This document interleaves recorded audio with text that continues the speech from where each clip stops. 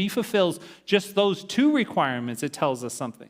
The other thing that it tells us is that God is sovereign over that situation, or all situations. And so even the idea that there is going to be the census, that he is moving the one who is from Nazareth, who is Mary and Joseph, and moving them down so that the Christ could be born in Bethlehem, that perfect timing of that to take place is God's sovereign hand at work. And why this matters for me as a Christian, and this is what I always think about in my life, and I hope this is something that maybe you can grasp in your life, is no matter what is happening in your life, even when it seems like something bad is happening to you, God is working that out for the good of those who love him. God is sovereign over all situations.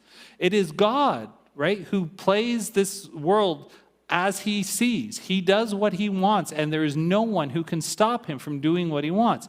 So even if you are going through a hard time, you know that God is sovereign over that situation, and there is some great peace and hope that is found for you even in those difficult situations, because you know that God is the one who is sovereign and in control. There is something that happens to us when we are Christians. There is a faith that occurs when you know that God is in control of your life, that he's in control of those situations. You don't fear as much anymore because you're like, God is in control. You have peace because you're like, God is in control. No matter what's happening to me, God is in control, and I'm going to trust the promises that he has given me.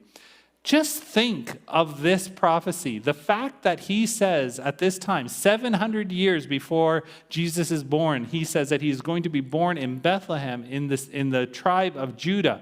How many cities last for 700 years?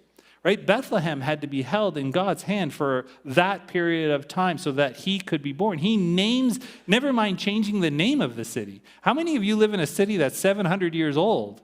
Nobody. I remember this, I tell this story all the time, I remember a number of years ago I was in Calgary, and we were visiting the Pioneer Park in Calgary. Now, Calgary is not a very old city. It was like in the early 1900s that it was established.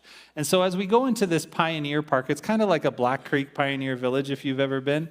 If you go there, you start going through the homes, and they said, you know, this home is built in 1904, and you're like, oh, that's pretty old. Then they bring you to another home. They're like, this home was built in 1894, you know, and then you're like, oh, that's pretty old as well.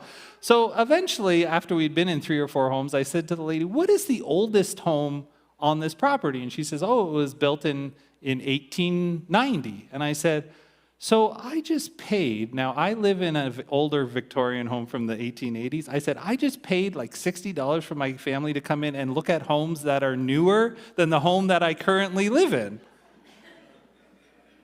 And she's like, where are you from? I said, I'm from Ontario. Not that we're that much older, but if you think about it, 700 years is a long time. And God must make sure that there is this city of Bethlehem that comes from that time. So why Bethlehem? Why does God choose Bethlehem? I think there's a number of reasons here for this. And I think there's a little bit that we can look at when the city of Bethlehem. The city of Bethlehem is known as the house of bread.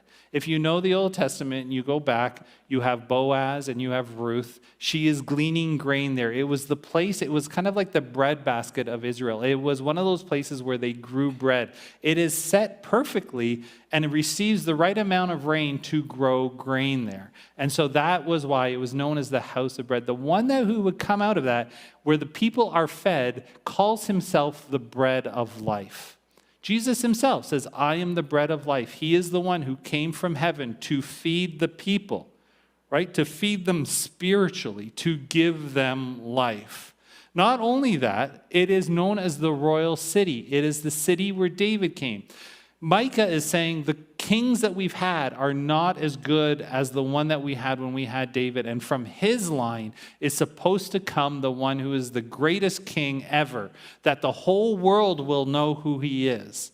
And so he says, here is the royal city of David. And from that line, the line of David would be the one where the Messiah would come. This is why Joseph had to return to Bethlehem for the census, is because the one would come from this line, Mary as well. This is the royal city of David, the kingdom where God is king. And lastly, we know that he is going to be a shepherd leader, that he will shepherd his people.